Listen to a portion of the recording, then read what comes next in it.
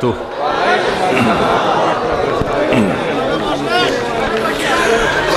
الحمد لله نحمده ونستعينه ونستغفره ونؤمن به ونتوكل عليه ونعوذ بالله من شرور أنفسنا ومن سيئات أعمالنا من يهده الله فلا مضل له ومن يضلل فلا هادي له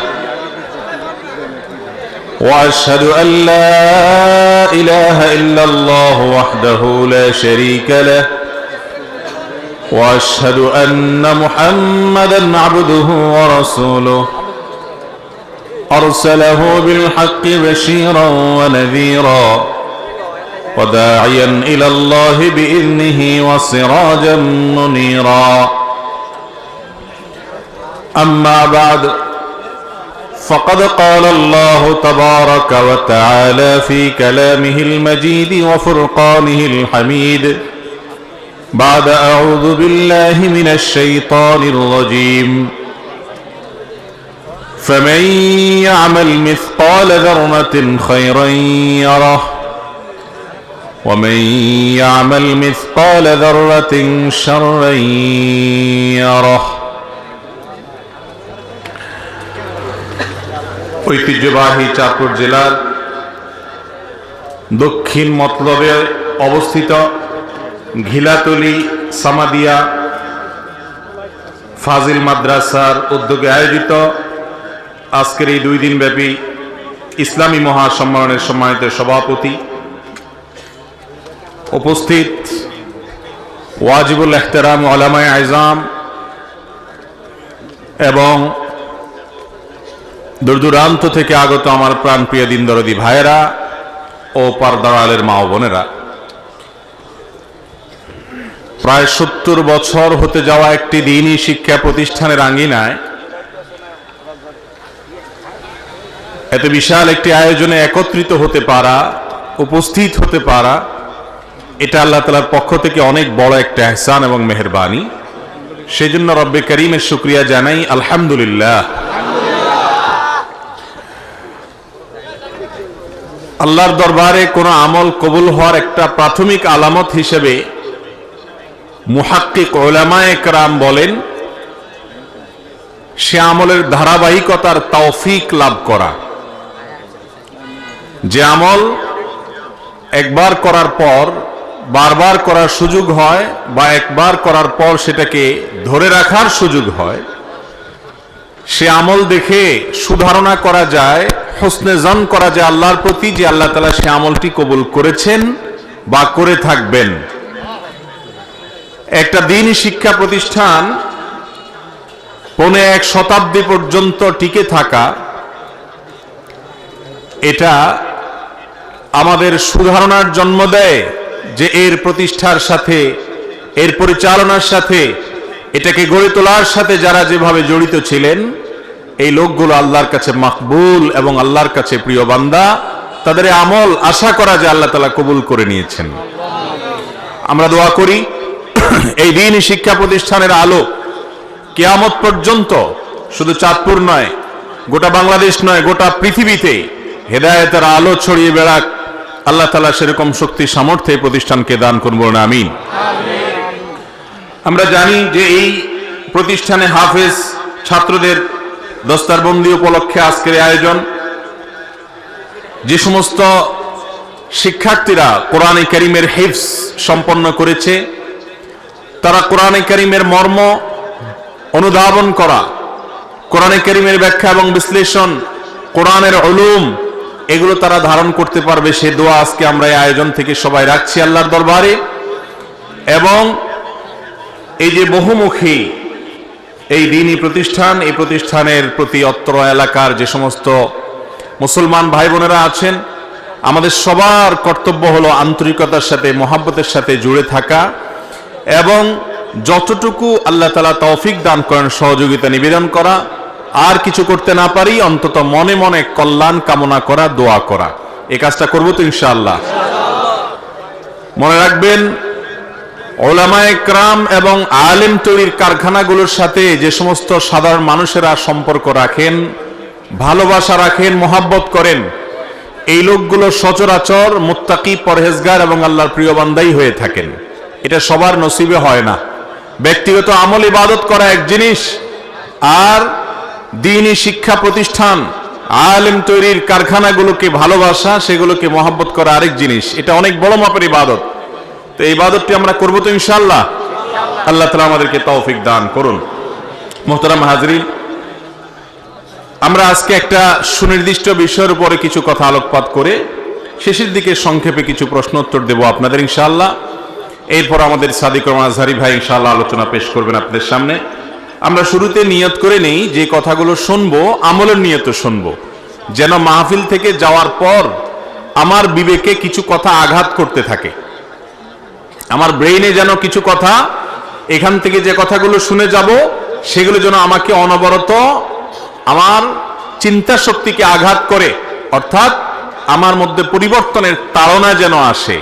তাহলে এই মাহফিল সফল এবং সার্থক।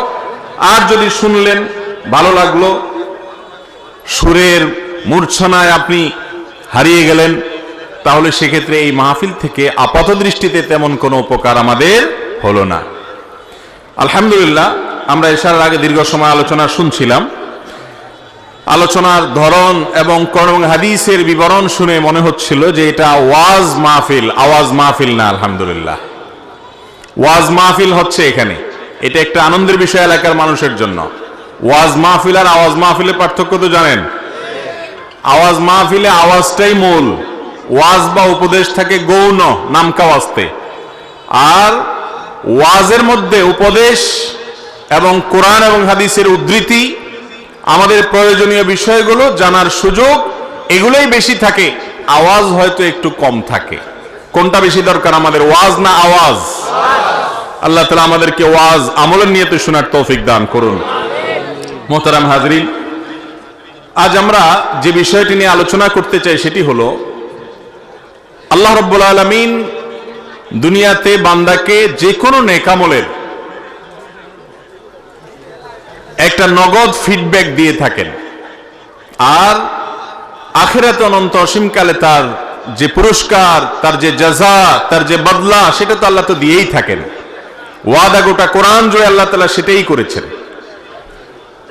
আর যদি কোনো পাপের কাজ, অপরাধের কাজ, হারাম কাজ কোনো মানুষ করে, তাহলে সে পাপের কাজের শাস্তিও আল্লাহ তাআলা আখিরাতে দেন। কিন্তু কিছু কিছু পাপ, কিছু কিছু অপরাধ আছে, যে গুনাহগুলো, যে অপরাধগুলোর কারণে আখিরাতের শাস্তি তো আছেই, নগদ দুনিয়াতে মৃত্যুর আগেই আল্লাহ তাআলা তার একটা শাস্তি আস্বাদন করান। এরকম 7টি পাপের সাথে আজ আমরা পরিচিত হব, যে পাপগুলোর প্রত্যেকটির সাথে আমাদের অনেক মানুষের সম্পর্ক আছে, আবার অনেকের প্রত্যেকটির সাথে না থাকলেও কোনো না কোনোটার সাথে সম্পর্ক আছে। আমরা আজকের আলোচনা শুনবো এই উদ্দেশ্যে যে এই 7টি পাপ থেকে আমি নিজেকে পরিপূর্ণভাবে বাঁচিয়ে নিব এবং সরিয়ে নিব, এ থেকে নিজেকে দূরে রাখবো, আল্লাহর কাছে আগের গুলোর জন্য তওবা করে ক্ষমা চেয়ে নিব। এই উদ্দেশ্যে আমরা আলোচনা শুনবো ইনশাআল্লাহ। মুহতারাম হাজরিন, আল্লাহ রাব্বুল আলামিন কোরআনে হাকিমে বলেছেন, ফামান ইয়ামাল মিসকালা যাররাতিন খায়রান ইয়ারাহ। যে ব্যক্তি যাররা পরিমাণ কোনো ভালো কাজ করবে, এটার প্রতিদান সে পাবে, মিস নাই। আল্লাহ রাব্বুল আলামিনের হিসেবে কোনো ত্রুটি থাকতে পারে? বান্দা যদি যাররা পরিমাণ কোনো ভালো কাজও করে, আল্লাহ রাব্বুল আলামিন বদলা এবং বিনিময়ে দিবেন। গুলি মিস হলেও আল্লাহর বদলা পাওয়ার ব্যাপারে যে ওয়াদা রয়েছে, সেটা মিস হওয়ার সুযোগ নাই। এমন কি একটি হাদিসে আসছে, নবী করিম সাল্লাল্লাহু আলাইহি সাল্লাম বলেছেন, অনেক ফাসিক, অনেক আল্লাহর প্রতি অবিশ্বাসী মানুষ দুনিয়াতে অনেক ভালো কাজ করে। দেখবেন অনেক অমুসলমান অনেক ভালো কাজ করে। এই ভালো কাজটা করার পর আল্লাহ রাব্বুল আলামিন দুনিয়াতে তাকে কিছু বদলা দিয়ে দেন। হয়তো একটু সুখ শান্তি দিয়ে দিলেন, হয়তো একটু নাম যশ খ্যাতি দিয়ে দিলেন, বা কোনো একটা দিক থেকে আল্লাহ তাআলা তার বদলা দিয়ে দেন। দুনিয়াতে তাকে একটু সুখ টুক দিয়া মৃত্যুর আগে আগে তার ওই আমলগুলোর বদলা দিয়ে আল্লাহ রাব্বুল আলামিন তাকে মৃত্যু দেন, যাতে আখিরাতে তার এই ভালো কাজ, যদিও এটা কাউন্টেবল না যেহেতু ঈমান নেই, আল্লাহ চাইলে বদলা নাও দিতে পারেন, কিন্তু আল্লাহ তাআলা কিছু দুনিয়াতে তাকে ভালো দিয়ে তার সে কর্মের মূল্যায়ন আল্লাহ তাআলা করে দেন। আর এর বিপরীতে আল্লাহর কোন বান্দা তিনি যদি ঈমানদার হয়ে থাকেন, ভালো কাজ তার বেশি হয়, কিন্তু কিছু বদামলও থাকে, গুনাহের কাজও থাকে, তো এই আল্লাহর বান্দাকে আল্লাহ তাআলা দুনিয়াতে অনেক সময় কষ্ট দেন, মৃত্যুর আগে মৃত্যুর যন্ত্রণা দেন, এবং এর মাধ্যমে তার ওই ছোটখাটো ভুল ভ্রান্তি যা ছিল সেগুলোর প্রায়শ্চিত্ত করিয়ে আল্লাহ রাব্বুল আলামিন তাকে আখিরাতে মুক্তি নসিব করেন। আর কিছু হতভাগা আছে, যেই হতভাগাদের জন্য তাদের কৃতকর্মের কারণে দুনিয়াতে যেরকম শাস্তির ব্যবস্থা আল্লাহ রেখেছেন, আখিরাতেও তার জন্য শাস্তির ব্যবস্থা রেখেছেন। আজ আমরা সেরকম 7টি অপরাধ, কবিরা গুনাহ, মহাপাপের সঙ্গে পরিচিত হব, যেগুলো সম্পর্কে রাসূল করিম সাল্লাল্লাহু আলাইহি ওয়াসাল্লাম ঘোষণা দিয়ে গেছেন যে এই অপরাধ করলে মনে রাখবে শাস্তি আখিরাতেরটা তো আছেই, দুনিয়াতে তোমাকে ভোগ করে যেতে হবে, শাস্তি ভোগ ছাড়া যেতে পারবা না। জানা দরকার আছে না নাই সেগুলো? আল্লাহ তাআলা আমাদের সকলকে সমস্ত হারাম কাজ থেকে বেঁচে থাকার তৌফিক দান করুন। সম্মানিত উপস্থিতি, আমাদের সমাজে ভালো কাজ করার ব্যাপারে যতটা আমরা তাগাদা বোধ করি, মন্দ কাজ ছাড়ার ব্যাপারে এত বেশি গরজ আমাদের হয় না। অথচ নবীজি সাল্লাল্লাহু আলাইহি সাল্লাম বলেছেন, ইত্তাকিল মাহারিম, ইত্তাকিল মাহারিম তাকুন আ'বাদান নাস। তুমি হারাম কাজকর্ম থেকে বেঁচে থাকো, বাছাই করে করে কোনটা আল্লাহ তাআলা নিষেধ করেছেন, কোনটা হারাম করেছেন, সেগুলো থেকে তুমি নিজেকে বাঁচিয়ে রাখো, তুমি হবা সমাজের সবচেয়ে বড় ইবাদত গুজার, সবচেয়ে বড় আবেদ। আর আমাদের সমাজে সাধারণত বড় আবেদ কাকে বলি আমরা বলেন? যে লোক মসজিদে অনেক সময় বসে থাকে, তাই না?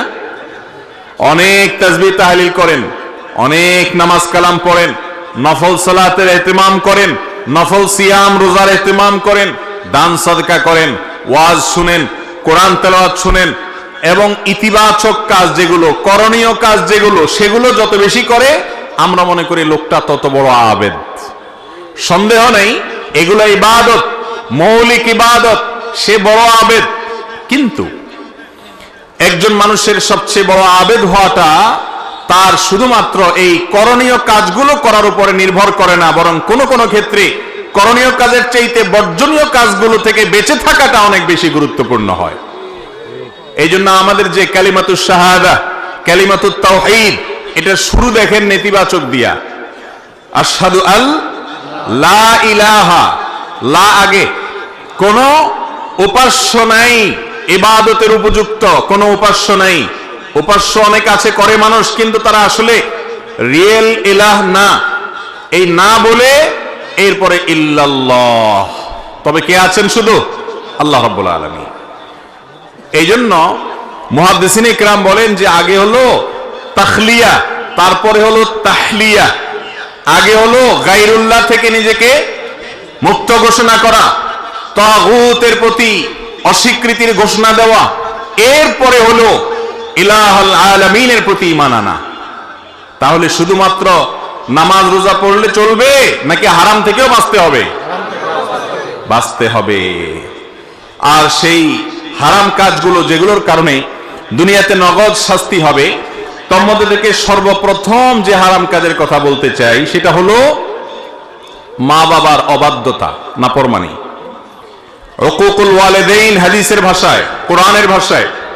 আর এই সম্পর্কে মুস্তাদরাকে হাকিমের একটি হাদিসে নবী করিম সাল্লাল্লাহু আলাইহি সাল্লাম বর্ণনা করেছেন, যে হাদিসটি বর্ণনাকারী সাহাবী আনাস ইবনে মালিক, তিনি বলেন নবী করিম সাল্লাল্লাহু আলাইহি সাল্লাম বলেছেন, ওয়া বাবানি মুআজ্জালানি উকুবাতুহুমা ফিদ দুনিয়া আল বাগয়ু ওয়াল উকুক।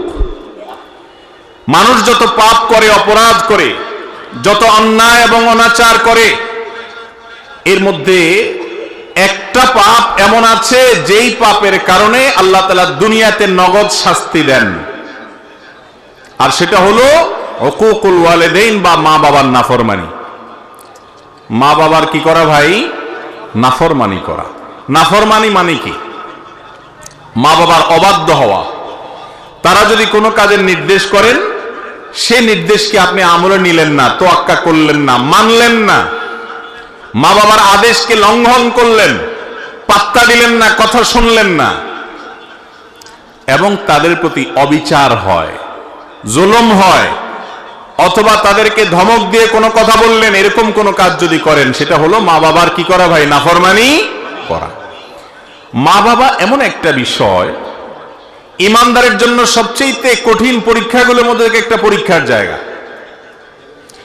বিশেষ করে যখন বয়স বেশি হবে ওনাদের, এমন এমন অযৌক্তিক কথা বলবেন যে সেটা কোনোভাবেই আপনি মানতে পারবেন না। অযৌক্তিক, বেশরিয়তি কথা না, দুইটা দুই জিনিস। বেশরিয়তি কথা বললে, মা বাবা বললেও সেটা শোনা যাবে। লা তাআতা লিমাখলুকিন ফি মাসিয়াতিল খালিক। আল্লাহর কথা যদি লঙ্ঘন হয়, তাহলে কারোর কথা মানা যাবে না, সেটা উস্তাদ হোক আর মা বাপ হোক বা যেই হোক, দলের নেতা হোক আর যেই হোক। আল্লাহর নির্দেশকে লঙ্ঘন করে পৃথিবীতে কারোর নির্দেশ মানা যাবে না। কিন্তু মা বাবা অনেক সময় এমন কিছু কথা বলেন যে কথাগুলো আল্লাহর আদেশ নিষেধের ব্যাপার না, কিন্তু দুনিয়াবী দৃষ্টিকোণ থেকে অযৌক্তিক। যেমন কথার কথা বললেন যে বাবা তুমি এখন এই কাজটা করো, আপনি দেখছেন যে এটা দরকার নাই, একেবারে অপ্রয়োজনীয়, কিন্তু উনি বাচ্চার মতো সেটাই চাচ্ছে বারবার। তখন আমরা বেশিরভাগ ক্ষেত্রে কি করি? একেবারে আপাদমস্তক নামাজি মানুষটাও, লম্বা দাড়িওয়ালা মানুষটাও, মুহাদ্দিস মুফাসসির মাওলানা সাহেব, ইমাম সাহেব, খতিব সাহেব, বেশিরভাগ ক্ষেত্রেই এই টাইমগুলোতে নিজেকে আমরা ঠিক রাখতে পারি না। মা বাবাকে আমি পরীক্ষার বস্তু এই জন্য বলেছি, আল্লাহ রাব্বুল আলামিন তাদেরকে দিয়ে নির্দেশ করেছেন যে তারা যা বলবে তা মানতে হবে। আল্লাহর আদেশের খেলাফ যতক্ষণ না হবে ততক্ষণ পর্যন্ত তোমাকে মানতে হবে। তাদের আদেশ মানা তোমার জন্য ওয়াজিব, আবশ্যক, না মানলে গুনাহ হবে।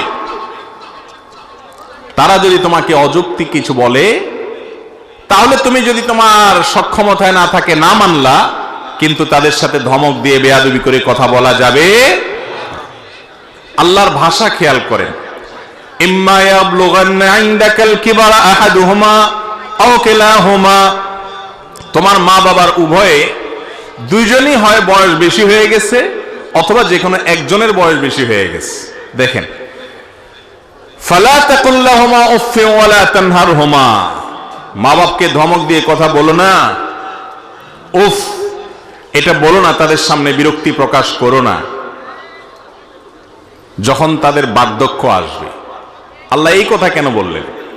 বার্ধক্য আসার পর তাদের সাথে এই বেয়াদবি করো না, তার মানে জোয়ান বয়সে বাপের সাথে বেয়াদবি করলে অসুবিধা নাই। কি বলেন? মাফহুম মুখালাফ থেকে কি এটা বোঝা যায়? আল্লাহ বলছেন তোমার মা বাবা দুইজনেই অথবা দুইজনের কোনো একজন যখন বুড়ো হয়ে যাবে, বয়স বেশি হয়ে যাবে, তখন তাদের সাথে উপ বলিও না, ধমক দিয়ে বলিও না। তার মানে তো এটাই দাঁড়ায় যে জোয়ান বয়সে থাকলে তাহলে করা যাবে, কারণ আল্লাহ তো বলছে বার্ধক্য হলে করিও না। কি বলেন? জোয়ান বয়সে মা বাবার সাথে বেয়াদবি করা যাবে? আসলে এটা হলো কয়েদে ইহতেরাজি বলতে পারেন, কয়েদে ইত্তেফাকি বলতে পারেন। অর্থাৎ আল্লাহ রাব্বুল আলামিন মূলত বুঝাতে চাইছেন যে মা বাবার সাথে বেয়াদবি তো মানুষ বুড়াকালেই করে। মা বাবা যখন বয়স বেশি হয় তখনই তো কথাবার্তা ছেলের সাথে মেয়েদের সাথে অ্যাডজাস্ট হয় না। নতুন জেনারেশনের মানুষ, নিউ জেনারেশন, তারা অনেক আপডেটেড, অনেক কিছু বুঝে, 2 ইঞ্চি 2 লাইন বেশি বুঝে। বাপ বেচারা আগের যুগের মানুষ, চিন্তা সব পুরাতন, এই জন্য সব বলে যা ছেলের মাথায় ধরে না। বলে কি মুরব্বী, আব্বা বলে কি, আম্মা বলে কি, মাথায় ধরে না। তো এই টাইমটাতে সাধারণত মা বাবার সাথে বেয়াদবিটা বেশি হয়। জোয়ান বয়সে তো বেয়াদবি করলে থাপ্পড় খাবে, কারণ বাপের তখন শক্তি আছে, মার শক্তি আছে, কানটা মলে বাইর করে দিবে। ঠিক না? ঠিক। এই জন্য ওইটার কথা বলার দরকার হয় নাই। ওই টাইমে তো বেয়াদবি করার সাহসী পোলাপান পাবে না, কারণ কানটা মলে বাসার থেকে বাইর করে দিবে বেশি পণ্ডিতি করলে। বেয়াদবিটা সাধারণত কখন হয় ভাই? বৃদ্ধকালে। এবং সেটা কিরকম হয়? একই কথা বারবার বলবে, 2 বার 4 বার 6 বার। আরে বাবা বলছেন তো, কয়বার বলবেন এক কথা? হয় কি হয় না বলেন? আহা, আমাদের বিরক্ত লাগে, তাই না? আর আমরাই যখন ছোট ছিলাম, এই মা বাপ আমাদের এক কথা যখন 5 বার 10 বারও বলছি, ওইটাকে তারা মজার ছলে নিছেন, এনজয় করছেন, ঠিক না বে ঠিক? কিন্তু আমি বৃদ্ধ হওয়ার পর, তিনি বৃদ্ধ হওয়ার পর আমার কাছে তার কথা বিরক্ত লাগতেছে। এই জন্য বললাম, এটা পরীক্ষার বড় একটা জায়গা, অনেক বড় একটা জায়গা। অনেক ভালো ভালো মানুষ আমি জানি যারা ব্যক্তিগতভাবে অনেক আমলদার, তাহাজ্জুদ গুজার, অনেক ইবাদত গুজার, পরহেজগার, কিন্তু এই জায়গায় সে ফেল করে ফেলে, পাশ করতে পারে না। আমার মা বাপ হলেন আমার রব আহকামুল হাকিমিনের পরে, যদি রাসূল সাল্লাল্লাহু আলাইহি সাল্লাম বেঁচে থাকতেন, তিনি থাকতেন আমার সবচেয়ে শ্রদ্ধার জায়গা। এখন ওয়াফাতের পরেও তাকে শ্রদ্ধা করতে হবে বান্দাদের মধ্যে সবচেয়ে বেশি। আর তারপরে আমার শ্রদ্ধা, ভালোবাসা, ভক্তি, মহাব্বত, আমার আনুগত্য, আমার সকল কিছুর সবচেয়ে বড় ভাগ পাওয়ার হক হলো আমার মা বাবা। সারা দুনিয়া একদিকে, মা বাবা আরেকদিকে। নবী করিম সাল্লাল্লাহু আলাইহি সাল্লাম অল্প কথা বলে দিয়েছেন, রিদার রাব্বি ফি রিদাল ওয়ালিদাইন ওয়া সাখাতুর রাব্বি ফি সাখাতিল ওয়ালিদাইন। তোমার উপরে তোমার মালিক সন্তুষ্ট আছে কিনা এটা বোঝার জন্য তুমি একটু তোমার মার মুখের দিকে তাকাও, বাপের মুখের দিকে তাকাও, তারা তোমাকে দেখে অন্তরের ভেতর থেকে হেসে দেয় কিনা, আনন্দের হাসি, তৃপ্তির হাসি, পরিতৃপ্তির হাসি তাদের আসে কিনা মুখে। যদি আসে তাহলে এটা সাইনবোর্ড, ইন্ডিকেট যে তোমার মালিক তোমার উপরে খুশি। আর যদি মা বাবার মুখের দিকে তাকায় দেখো না, তারা বিরক্ত, অথবা হাসছে কিন্তু সে হাসি নির্মল নয়, তাহলে তুমি সাবধান হও, তোমার মালিক তোমার উপর অসন্তুষ্ট আছেন। তারাই তোমার জান্নাতে যাওয়ার দরজা। সন্তুষ্ট করতে পারবা যাবা, সন্তুষ্ট করতে পারবা যাবা না, পারবা না তো যাবা না। এত কঠিন একটা ব্যাপার, কঠিন একটা ব্যাপার। মোহতারাম হাজরিন, একটা গল্প আপনারা অনেকেই পড়েছেন, শুনেছেন, যে একবার এক মা তার বাবা তার সন্তানকে বৃদ্ধ বয়সে শয্যাশায়ী হঠাৎ করে ডেকে বলছেন যে, বাবা আমার একটু মনে চাচ্ছে আমাদের বাড়ির পাশে ওই পাহাড়ের চূড়ায় একটু উঠতে। বলে, আপনি এখন ওখানে উঠে কি করবেন আব্বা? বলে, আমার মনে চাচ্ছে একটু নিয়ে যাও আমাকে। তো নিয়ে গেছে। নেওয়ার পর পাহাড়ের চূড়ায় উঠানোর পর সন্তান বললেন যে, বাবা ঠিক আছে, আপনার একটা মনের চাওয়া, বৃদ্ধ বয়সে হয়তো পাহাড়ের চূড়ায় উঠে একটু দেখতে মনে চাইছে আশপাশটা, ভালো, আমি করলাম। খুশি তো আপনি? ক বাবা খুশি। এক কাজ করো, কিছু আপেল নিয়ে আসো। আপেল। বলে, কি করবো? বলে, নিয়ে আসো, আমি একটু দেখবো, খাবো, আতাবো, ভালো লাগতেছে। নিয়ে আসছে। আনার পরে মুরব্বী উপর থেকে একটা আপেল এদিকে মারে, বলে, বাবা নিয়ে আসো, পড়ে গেছে। তো ছেলে যায় নিয়ে আসে। আবার যখন একই কাজ করছে আরেক দিকে, ছেলে কি ব্যাপার, একটু আগে উনি একটা ফেললেন, আবার আরেকটা ফেললেন, কয়বার পাহাড়ে উঠানামা করা যায়? এবার 2-3 বার যখন এরকম হয়ে গেছে, এবার ছেলের মেজাজ গরম হয়ে গেছে, আর কতক্ষণ ঠিক থাকে। এবার বলে, আব্বা আপনি কি আমার সাথে তামাশা শুরু করছেন? আমি বুঝলাম না, আপনি এক একবার এক এক দিকে আপেল মারেন আর আমার বলেন নিয়ে আসতে, এটার মানেটা কি? আমি কি এত বেকার এবং এত এই অহেতুক কাজের মানেটা কি আপনি বলেন দেখি। সাধারণত আমরা যেরকম করি আর কি, মা বাবার সাথে এরকম করে উঠছে। তখন তার সে বাবা বা মা, তিনি বললেন যে, বাবা রে, আমার আসলে কোনো পাগলামি করার ইচ্ছা জাগে নেই, আমি তোকে একটু চেক করলাম যে ছোটবেলায় এই পাহাড়ের উপরে ওঠার পর তুই বল নিয়ে আসতি এবং সারাক্ষণ ফেলতি, ইচ্ছাকৃত ফেলতি, আর তোর বল কুড়ায় আনতে আমার কোনো কষ্ট হইতো না, অনেক হাসির চোটে হাসি মুখে নিয়ে আসতাম, তোর সাথে মজা করতাম বরং বল নিয়ে এসে। 2 বার 10 বার না, কতবার যে তুই ফেলছস, কখনো আমার বিরক্ত লাগে নাই, কিন্তু এখন 2-3 বার আমি ফেললাম একটু দেখার জন্য কি হাল, দেখলাম না, তোর অনেক বেশি বিরক্ত লাগছে বাবা। তো সন্তান হিসেবে বাবাকে যখন তুমি কষ্ট দাও, তখন বাবা হিসাবে, মা হিসাবে সেটাকে এনজয় করে, পেশাব করে দেন এই ঠান্ডা শীতের মধ্যে, বাপ নামাজ পড়তে যাবে, কোলে নিচে আদর করে দিলেন সশরে ছায়া, বেচারা হাসি মুখে দিছে, দেহা দিছে গরম করে, খুশির চোটে, আনন্দের চোটে আপনার সেটাকে এনজয়ের ভাবে নিয়েছে, কোনো রাগ চেতাচেতি নাই। আর যদি বৃদ্ধ হওয়ার পরে বাপ মা এই কাজটা করে, তখন কি অবস্থা হয়? আমরা একটু মেলানোর সুযোগ পাচ্ছি কি পাচ্ছি না? মোহতারাম হাজরিন, আল্লাহ রাব্বুল আলামিনের তরফ থেকে এটা এমন বড় একটা পরীক্ষার বিষয়। তারা অযৌক্তিক বিষয় বলবে, মানতে পারবেন না, চুপ থাকবেন, বেয়াদবি করতে পারবেন না। বলবে তোর সব কামাই রোজগার ছোট ভাইরে দিয়ে দে। এই সমস্যাটা একটু বেশি আমাদের সমাজে, তাই না? ওই বোনের দিকে বেশি টানে তো টানেই টানে, টানেই টানে, আর বাকিটা কিছু দেখে না। বয়স হয়ে গেছে, সেন্স নাই, মাথায় কাজ করে না। আপনি তখন একজন সন্তান হিসাবে, জান্নাতের পথযাত্রী হিসাবে সেটাকে এনজয় করবেন, যে বয়স হয়ে গেছে তো, ছোটবেলায় যেরকম মানুষ খেয়ে হারিয়ে ফেলে উনিও সেরকম করছে, কিন্তু আল্লাহর পক্ষ থেকে পরীক্ষা। ওফ বলা যাবে না, ওফ স্যাড, এসব বলা যাবে না। এমন কোনো কথা বলা যাবে না যে তাদের সামনে কষ্ট হতে পারে। মেনে নিতে হবে। বলে তাহলে কি অযৌক্তিক কাজ করতে হবে? না, অযৌক্তিক কাজ করতে শরীয়ত আপনাকে বাধ্য করে না। তিনি বললেন যে সব কামাই করে তোমার এই ভাইকে দিয়ে দাও, শরীয়ত আপনাকে বলে না সব কামাই করে দিয়ে দিতে। এই জায়গায় আপনি কি করবেন? এই জায়গায় আপনি করবেন হলো বিচক্ষণতার সাথে মোকাবেলা। কিভাবে? মা বাবার সাথে বেয়াদবি নেই। বলবেন আব্বা আমি যতটুকু পারতেছি চেষ্টা করতেছি, আপনি দোয়া করেন আল্লাহ যেন আরো তৌফিক দেয়, আল্লাহ ওকেও যেন দেয়, আমি দেব। কথাবার্তার ভিতরে কোমলতা থাকবেন। অপারগতা প্রকাশ করলে সেটা বিনয়ের সাথে করবেন, কৌশলে এড়িয়ে যাবেন। ডাইরেক্ট মিথ্যাও বলবেন না, আবার ধমকও বাবা মাকে দিতে পারবেন না। জটিল একটা জায়গা, না পারবেন কইতে, না পারবেন সইতে, কিন্তু চুপ থাকতে হবে, কারণ আপনাকে জান্নাতে যেতে হবে। কথা কি বুঝে পারছি ভাই? আব্দুল্লাহ ইবনে আব্বাস রাদিয়াল্লাহু তাআলা আনহুর একটা হাদিস আছে, উনি বলেছেন কেউ যদি বাপের সামনে মায়ের সামনে নিজের চাদর বা জামায় ধুলা লাগলে সেটা যদি এরকম ঝাড়া মারে বাপের সামনে মায়ের সামনে, এও মা বাবার নাফরমান, কিয়ামতের ময়দানে বিচার হবে। তাহলে এবার বুঝেন, যারা ধমক দিয়ে, ঝাড়ি দিয়ে, বেয়াদবি করে উচ্চ স্বরে বাবা মার সামনে কথা বলেন, তাদের পরিণতি কি হতে পারে। আজ যুবকদের মধ্যে বিশেষ করে এই ম্যানার্স হারিয়ে গেছে। ইসলামের সৌন্দর্য আজ আমাদের থেকে বিদায় হয়ে যাচ্ছে।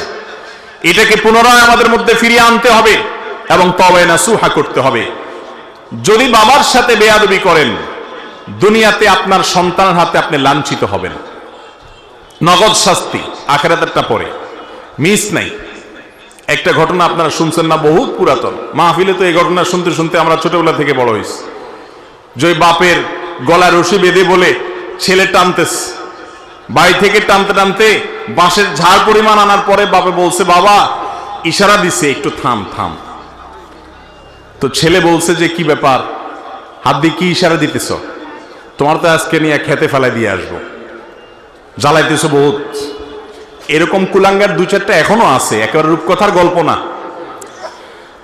তখন বাপ বলে ছেলেকে বলছে বাবা আর টানিস না, এই জন্য বললাম, কার তোর দাদারে আমি এই পর্যন্তই আনছিলাম, এখন আমার পরিণতি আমি সেটা ভোগ করতেছি, যতটুক নিবি তুইও ভোগ করবি বাপ, মিস হবে না।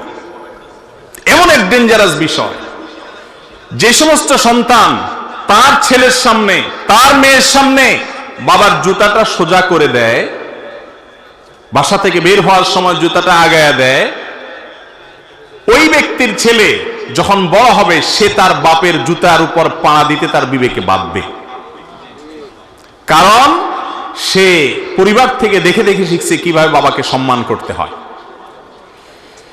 যে ছেলে তার বাবাকে দেখবে যে বাবার সামনে সে জোর করে কথা বলে না, বাবার চোখের দিকে কখনো তাকায় না, মায়ের চোখের দিকে কখনো তাকায় না, ওই ছেলের ঘরে যখন ছেলে হবে, মেয়ে হবে, তারা যখন দেখবে দাদার সাথে দাদির সাথে তার বাপের বিহেভ কি, আচরণ কি, তারা সেটা শিখবে এবং সেটাকে অ্যাপ্লাই করবে। এটাই হলো আল্লাহর সুন্নাহ, সুন্নাতুল্লাহ ফিল আরদ।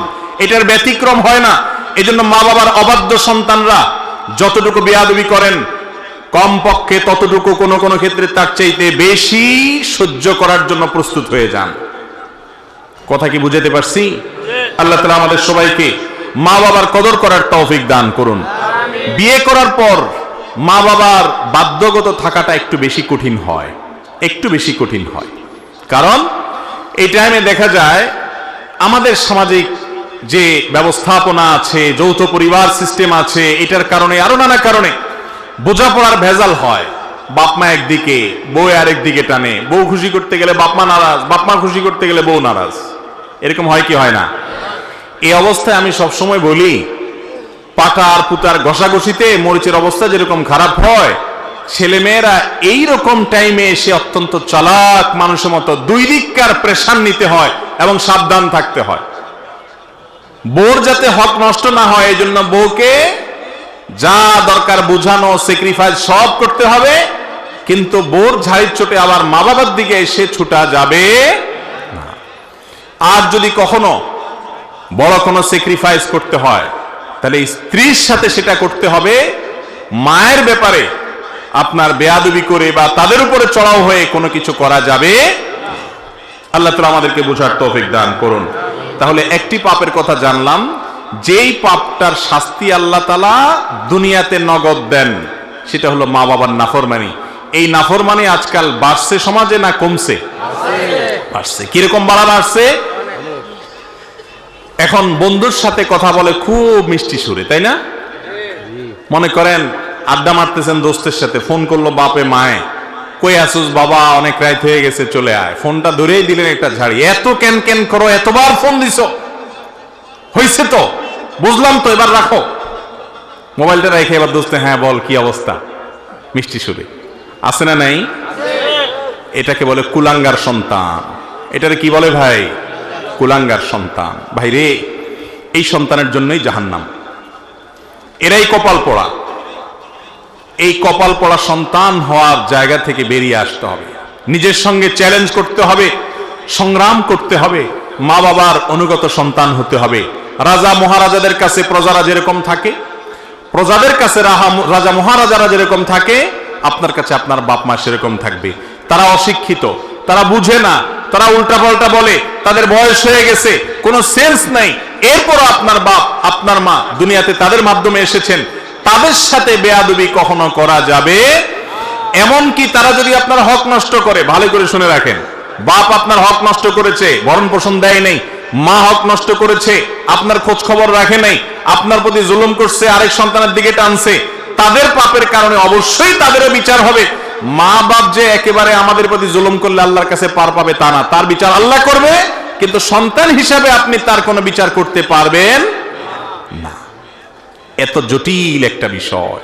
অতএব আমরা আজকের এই মজলিস থেকে তওবা করে যাই যে বাবা মার সাথে কখনো আমরা বেয়াদবি করব। যদি আগে কোনো বেয়াদবি হয়ে থাকে, এখনো সময় আছে, এখনো সময় আছে। পায়ে পড়ে যান, চোখের পানি ফেলে দেন। আমি আমার ব্যক্তিগত অভিজ্ঞতার কথা মাঝে মধ্যে শেয়ার করি বোঝার সুবিধার জন্য।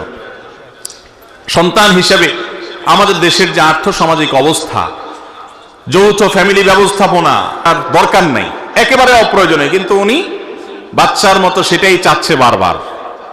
তখন আমরা বেশিরভাগ ক্ষেত্রে কি করি? একেবারে আপাদমস্তক নামাজি মানুষটাও, লম্বা দাড়িওয়ালা মানুষটাও, মুহাদ্দিস মুফাসসির মাওলানা সাহেব, ইমাম সাহেব, খতিব সাহেব, বেশিরভাগ ক্ষেত্রেই এই টাইমগুলোতে নিজেকে আমরা ঠিক রাখতে পারি না। মা বাবাকে আমি পরীক্ষার বস্তু এই জন্য বলেছি, আল্লাহ রাব্বুল আলামিন তাদেরকে দিয়ে নির্দেশ করেছেন যে তারা যা বলবে তা মানতে হবে। আল্লাহর আদেশের খেলাফ যতক্ষণ না হবে ততক্ষণ পর্যন্ত তোমাকে মানতে হবে। তাদের আদেশ মানা তোমার জন্য ওয়াজিব, আবশ্যক, না মানলে গুনাহ হবে। তারা যদি তোমাকে অযৌক্তিক কিছু বলে, তাহলে তুমি যদি তোমার সক্ষমতায় না থাকে না মানলা, কিন্তু তাদের সাথে ধমক দিয়ে বেয়াদবি করে কথা বলা যাবে।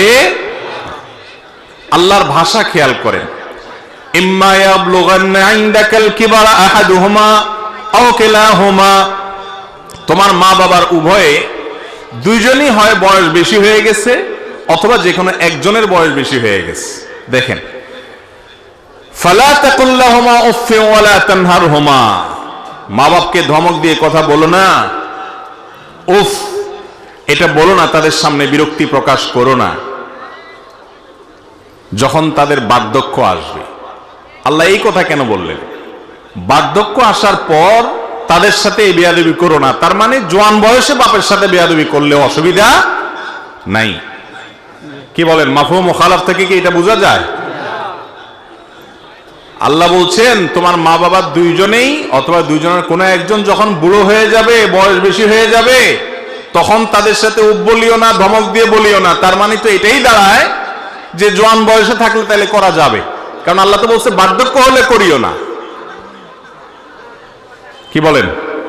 জোয়ান বয়সে মা বাবার সাথে বেয়াদবি করা যাবে? আসলে এটা হলো কয়েদে ইহতেরাজি বলতে পারেন, কয়েদে ইত্তেফাকি বলতে পারেন। অর্থাৎ আল্লাহ রাব্বুল আলামিন মূলত বুঝাতে চাইছেন যে মা বাবার সাথে বেয়াদবি তো মানুষ বুড়াকালেই করে। মা বাবা যখন বয়স বেশি হয় তখনই তো কথাবার্তা ছেলের সাথে মেয়েদের সাথে অ্যাডজাস্ট হয় না।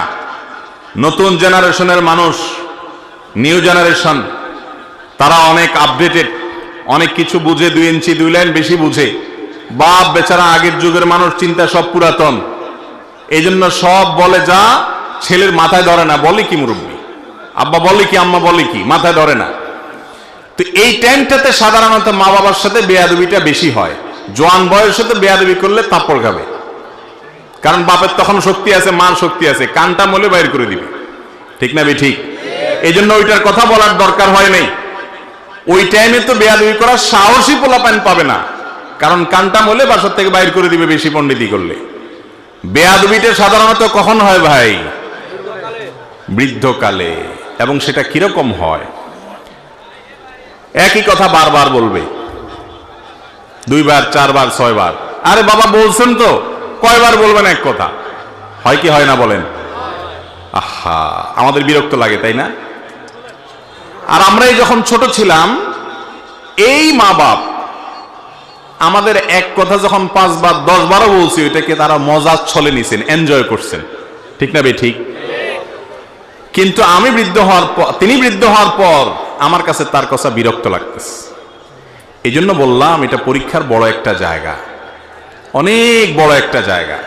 অনেক ভালো ভালো মানুষ আমি জানি যারা ব্যক্তিগতভাবে অনেক আমলদার, তাহাজ্জুদ গুজার, অনেক ইবাদত গুজার, পরহেজগার, কিন্তু এই জায়গায় সে ফেল করে ফেলে, পাশ করতে পারে না। আমার মা বাপ হলেন আমার রব আহকামুল হাকিমিনের পরে। যদি রাসূল সাল্লাল্লাহু আলাইহি ওয়াসাল্লাম বেঁচে থাকতেন, তিনি থাকতেন আমার সবচেয়ে শ্রদ্ধার জায়গা। এখন ওয়াফাতের পরেও তাকে শ্রদ্ধা করতে হবে বান্দাদের মধ্যে সবচেয়ে বেশি। আর তারপরে আমার শ্রদ্ধা, ভালোবাসা, ভক্তি, মহাব্বত, আমার আনুগত্য, আমার সকল কিছুর সবচেয়ে বড় ভাগ পাওয়ার হক হলো আমার মা বাবা। সারা দুনিয়া একদিকে, মা বাবা আরেকদিকে। নবী করিম সাল্লাল্লাহু আলাইহি ওয়াসাল্লাম অল্প কথা বলে দিয়েছেন, রিদার রাব্বি ফি রিদাল ওয়ালিদাইন ওয়া সাখাতুর রাব্বি ফি সাখাতিল ওয়ালিদাইন। তোমার উপরে তোমার মালিক সন্তুষ্ট আছে কিনা এটা বোঝার জন্য তুমি একটু তোমার মার মুখের দিকে তাকাও, বাপের মুখের দিকে তাকাও। তারা তোমাকে দেখে অন্তরের ভেতর থেকে হেসে দেয় কিনা, আনন্দের হাসি, তৃপ্তির হাসি, পরিতৃপ্তির হাসি তাদের আসে কিনা মুখে।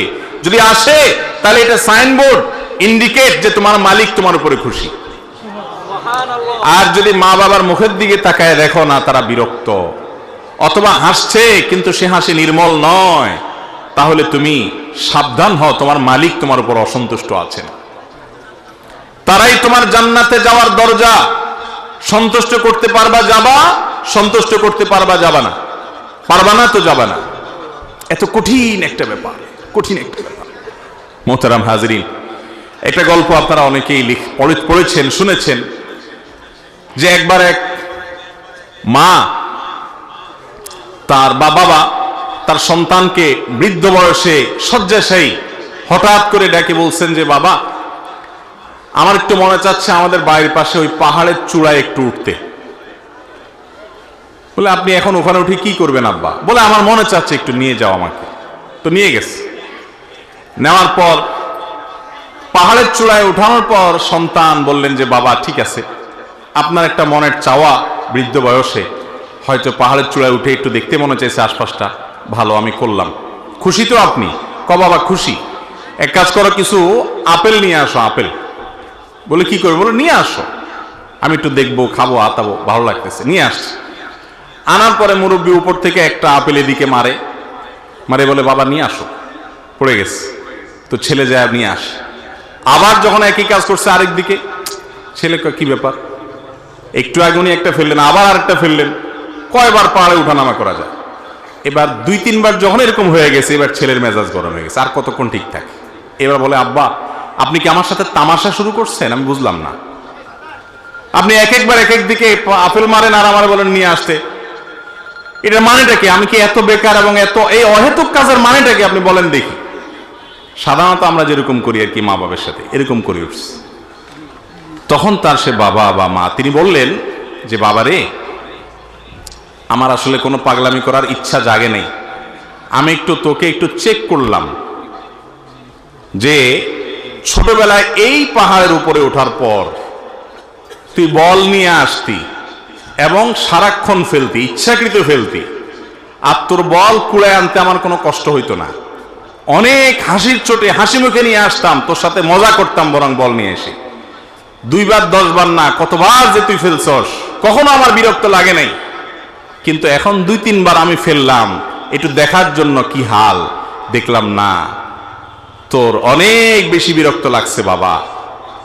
তো সন্তান হিসেবে বাবাকে যখন তুমি কষ্ট দাও, তখন বাবা হিসাবে মা হিসাবে সেটাকে এনজয় করে, পেশাব করে দেন এই ঠান্ডা শীতের মধ্যে, বাপ নামাজ পড়তে যাবে কোলে নিচে আদর করে দিলেন সশরে ছায়া, বেচারা হাসি মুখে দিছে, দেহা দিছে গরম করে, খুশির চোটে আনন্দের চোটে আপনার সেটাকে এনজয়ের ভাবে নিয়েছে, কোনো রাগ চেতাচেতি নাই। আর যদি বৃদ্ধ হওয়ার পরে বাপ মা এই কাজটা করে, তখন কি অবস্থা হয়? আমরা একটু মেলানোর সুযোগ পাচ্ছি কি পাচ্ছি না? মোহতারাম হাজরিন, আল্লাহ রাব্বুল আলামিনের তরফ থেকে এটা এমন বড় একটা পরীক্ষার বিষয়, তারা অযৌক্তিক বিষয় বলবে, মানতে পারবেন না, চুপ থাকবেন, বেয়াদবি করতে পারবেন না, বলবে তোর সব কামাই রোজগার ছোট ভাইরে দিয়ে দে। এই সমস্যাটা একটু বেশি আমাদের সমাজে, তাই না?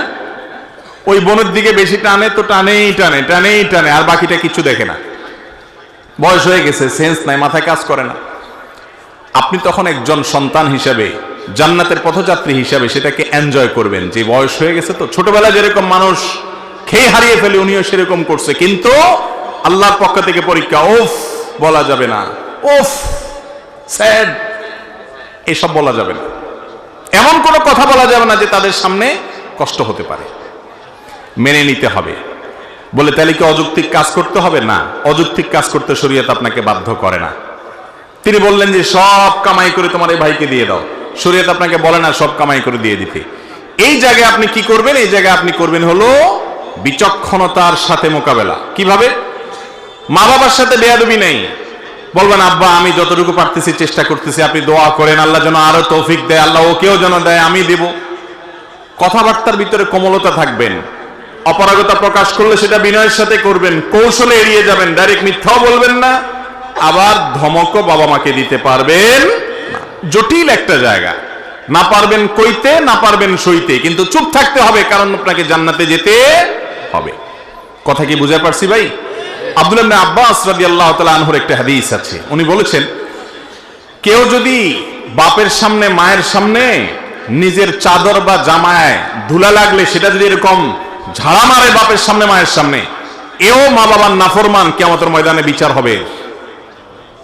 তাহলে এবার বুঝেন, যারা ধমক দিয়ে, ঝাড়ি দিয়ে, বেয়াদবি করে উচ্চ স্বরে বাবা মার সামনে কথা বলেন, তাদের পরিণতি কি হতে পারে। আজ যুবকদের মধ্যে বিশেষ করে এই ম্যানার্স হারিয়ে গেছে, ইসলামের সৌন্দর্য আজ আমাদের থেকে বিদায় হয়ে যাচ্ছে। এটাকে পুনরায় আমাদের মধ্যে ফিরিয়ে আনতে হবে এবং তওবা নাসুহা করতে হবে। যদি বাবার সাথে বেয়াদবি করেন, দুনিয়াতে আপনার সন্তানের হাতে আপনি লাঞ্ছিত হবেন, নগদ শাস্তি, আখিরাতেরটা পরে, মিস নাই। একটা ঘটনা আপনারা শুনছেন না, বহুত পুরাতন, মাহফিলে তো এই ঘটনা শুনতে শুনতে আমরা ছোটবেলা থেকে বড় হয়েছি। যে বাপের গলায় রশি বেঁধে বলে ছেলে টানতেছে, বাড়ি থেকে টানতে টানতে বাঁশের ঝাড় পরিমাণ আনার পরে বাপে বলছে, বাবা ইশারা দিছে একটু থাম থাম। তো ছেলে বলছে যে কি ব্যাপার, হাত দিয়ে কি ইশারা দিতেছ? তোমার তো আজকে নিয়ে খেতে ফেলাই দিয়ে আসবো, জ্বালাইতেছ বহুত। এরকম কুলাঙ্গার 2-4টা এখনো আছে, একেবারে রূপকথার গল্প না। তখন বাপ বলে ছেলেকে বলছে, বাবা আর টানিস না, এই জন্য বললাম, কার তোর দাদারে আমি এই পর্যন্তই আনছিলাম, এখন আমার পরিণতি আমি সেটা ভোগ করতেছি, যতটুক নিবি তুইও ভোগ করবি বাপ, মিস হবে না। এমন এক ডেঞ্জারাস বিষয়, যে সমস্ত সন্তান তার ছেলের সামনে, তার মেয়ের সামনে বাবার জুতাটা সোজা করে দেয়, বাসা থেকে বের হওয়ার সময় জুতাটা আগায়া দেয়, ওই ব্যক্তির ছেলে যখন বড় হবে সে তার বাপের জুতার উপর পা দিতে তার বিবেকে বাঁধবে। কারণ সে পরিবার থেকে দেখে দেখে শিখছে কিভাবে বাবাকে সম্মান করতে হয়।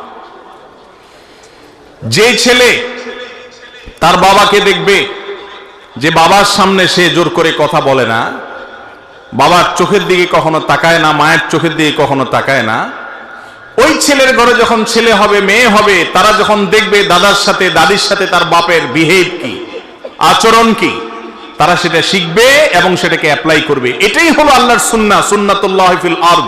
এটার ব্যতিক্রম হয় না।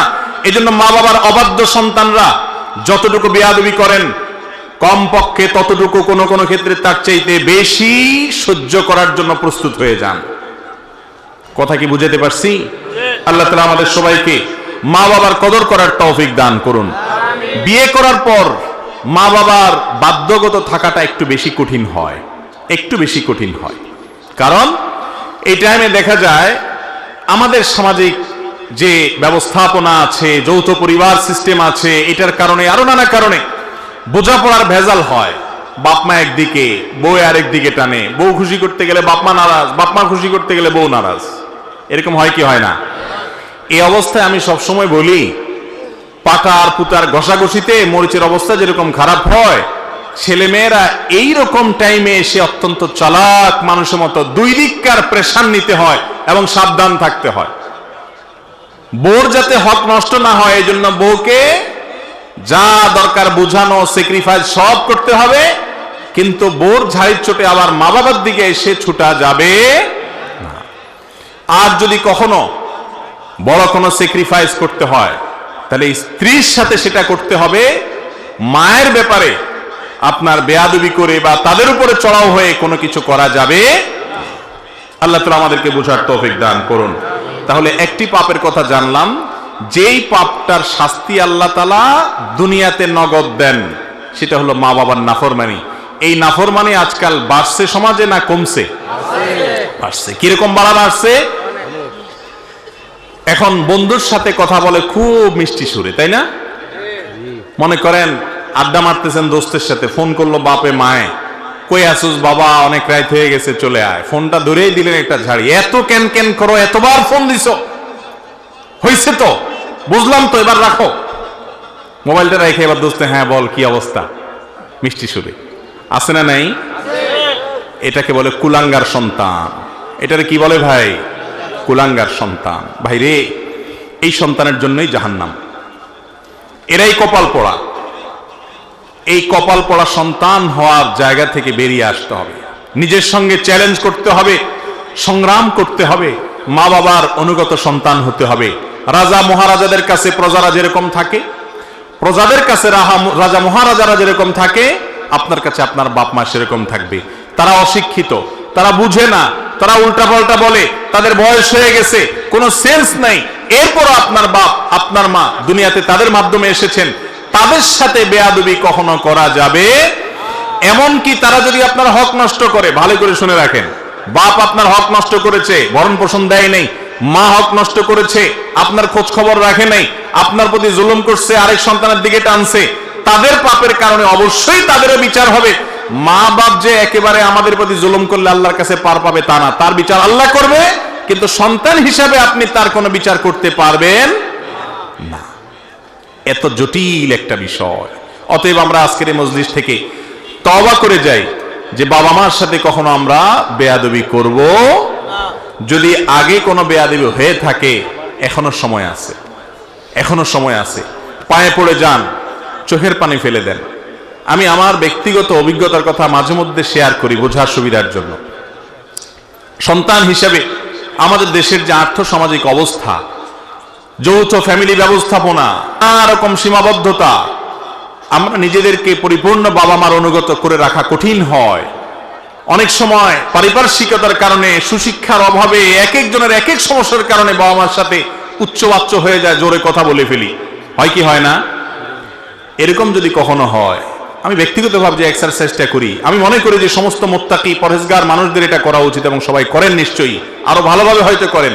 সেটা হলো দেরি না করে সাথে সাথে বাবা মার সাথে সেটাকে মিটমাট করে ফেলা, এমন ভাবে মাপ চাওয়া, চোখের পানি ফেলা, এমন ভাবে পায়ে পড়ে যাওয়া, এমন ভাবে তাদের কাছে ক্ষমা চাওয়া যে মাপ না দিয়ে তারা পারবে না, বরং উল্টা আরো সন্তুষ্ট হয়ে যাবে যে আমার সন্তান তার ভুল বুঝতে পেরেছে। মা বাবার কাছে ছোট হলে মানুষ ছোট হয়? এখানে যত ছোট হবেন ওই আরশে আজিমের মালিকের কাছে তত বড় হবেন ইনশাআল্লাহ। কখনো ঢাকা থেকে ফোনে বেয়াদবি করে ফেলেছেন, শেষ, সব কাজকাম বন্ধ, চলে আসেন দেশে, গ্রামে, পাগলের মতো হয়ে ছুটে পড়েন পায়ে এবং চোখের পানি ফেলতে থাকেন। আপনি আস্তে আস্তে যদি মওত হয়ে যায় বাপের বা মার, তো শেষ, ক্ষমা চাওয়ার সুযোগ আপনার শেষ হয়ে গেল। হ্যাঁ, এরপরেও আপনি আল্লাহকে সন্তুষ্ট করে মা বাবার কাছ থেকে কিয়ামতে মাপ পেতে পারেন, সম্ভাবনা ক্ষীণ, বা কোনো কোনো ক্ষেত্রে সম্ভাবনা বেশি থাকতেও পারে, কিন্তু রিস্কে পড়ে গেলেন। আর তারা জীবদ্দশায় যদি মাপ চেয়ে নিতে পারেন তাহলে শেষ হয়ে গেল। মা বাবার কাছে মাপ চাইব তো ইনশাআল্লাহ। যে সন্তান মা বাবার কাছে মাপ চাইতে তার লজ্জা হয়, এ কখনো সুসন্তান নয়, কুসন্তান। এ কখনো জান্নাতের পথযাত্রী হতে পারে না, এ কখনো ফরমাবরদার আল্লাহর বান্দা হতে পারে না। তার মুখে দাড়ি থাকতে পারে, তার মাথায় টুপি থাকতে পারে, তার গায়ে জুব্বা থাকতে পারে, তার এলেম কালাম থাকতে পারে, সে বড় আলেম হতে পারে, বড় খতিব হতে পারে, কখনো সে ভালো মুত্তাকি, পরহেজগার, আল্লাহর প্রিয় বান্দা হতে পারে না। মা বাবার কাছে মাপ চাওয়ার ব্যাপারে যত আন্তরিক হবেন দেখবেন মজাটা তত বেশি পাবেন। সবার কাছে মাপ চায় শান্তি পাওয়া যায় না ভাই। একজন সন্ত্রাসী, একজন চাঁদাবাজ, মাস্তান, গুন্ডা, তার কাছে যদি আপনি মাপ চাওয়া লাগে, সারা জীবন নিজের কাছে কষ্ট হবে যে তার কাছে আমি ছোট হয়েছি, তুচ্ছ হয়েছি। একটু মা বাবার কাছে মাপ চেয়ে দেখেন, চোখের পানি ফেলে দেখেন। বইয়ের সামনে বেয়াদবি করছেন, বইয়ের সামনে পাও ধরে মাপ চাইবেন। সন্তানের সামনে জোরে কথা বলছেন, সন্তানের সামনে চোখের পানি ফেলে মাপ চাইবেন, জড়িয়ে ধরবেন এবং এমন ভাবে ধরবেন যে তারা সন্তুষ্ট হয়ে তারা বরং আপনাকে বুকে টেনে নিবে। এরকম যদি মাপ চাইতে পারেন, বিশ্বাস করুন আপনি দেখবেন যে সেই মাপ চাওয়ার পরে আপনার ভেতরে যে তৃপ্তি, মানবিক যে আনন্দ, আপনার ভেতরে যে ভালো লাগা কাজ করবে যে আমি একটা বিরাট বড় মামলা ফিনিশ করে ফেলেছি, একটা মামলা নিষ্পত্তি করে ফেলেছি, কিয়ামতের ময়দানে পাকড়াও হাত থেকে নিজেকে নিষ্কৃত করে ফেলেছি, মা বাপকে সন্তুষ্ট করতে পেরেছি, সাথে সাথে দেখবেন যে অসম্ভব এক ভালো লাগা কাজ করবে। সব জায়গায় ছোট হইলে মানুষ ছোট হয় না, কোন কোন জায়গায় ছোট হইলে মানুষ বড় হয়। মাপ চাবো তো ইনশাআল্লাহ বাবা মার কাছে। প্রত্যেকটা ছোট বড় মামলার জন্য মাপ চেয়ে নিব, প্রত্যেকটা। কয়দিন পর পরে রিনিউ করবেন, রিনিউ, ক্ষমা চাওয়াটাকে কি করবেন? রিনিউ করবেন, মাপ চেয়ে নিবেন। কখনো নিজেকে ছোট মনে করবেন না। আপনার সন্তান, আপনার স্ত্রীকে বুঝাবেন যে তারাই আমার জান্নাত, দুনিয়া একদিকে তারা একদিকে। হ্যাঁ, সেটা করতে গিয়ে আবার স্ত্রীর প্রতি জুলুম করবেন না, তার অধিকার তাকে দিয়ে দিবেন। ইসলামটা হলো মা লাহা ওয়া মা আলাইহা বুঝা। আমার নফস, আমার নিজের উপরে, আমার সত্তার উপরে আল্লাহ তাআলা কি করতে বলেছেন, কি করতে নিষেধ করেছেন, কার কি পাওনা, কার কি অধিকার, সেটা বুঝায় দেওয়ার নাম হলো কি? ইসলাম। আল্লাহ তাআলা আমাদেরকে আমলের তৌফিক দান করুন।